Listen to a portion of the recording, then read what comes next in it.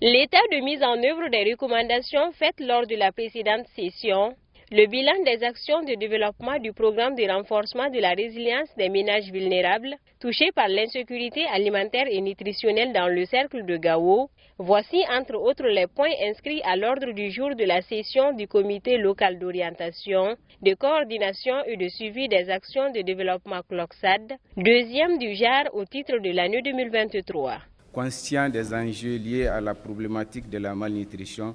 le gouvernement du Mali a inscrit dans sa politique sanitaire des actions de lutte contre ce phénomène. C'est ainsi que le cadre de coopération Mali, partenaires techniques et financiers, prévoit un appui technique et financier visant à lutter efficacement contre la malnutrition dans le pays. Le programme de renforcement de la résilience des ménages vulnérables touchés par l'insécurité alimentaire et nutritionnelle à travers une approche multisectorielle au Mali dénommé Prégata est un programme financé par le ministère fédéral de la coopération économique et du développement de la République fédérale de l'Allemagne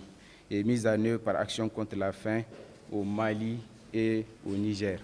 Des participants venus des différentes communes du cercle de Gao ont pris part à l'atelier présidé par le préfet du cercle de Gao. Cette session extraordinaire sera aussi l'occasion pour le partenaire Action contre la faim Espagne de présenter le bilan de ses activités réalisées dans le cercle, connaître ses défis et difficultés d'exécution, mais aussi de formuler des recommandations assorties d'un plan d'action validé par le CLOCSAD. Les rapports sont transmis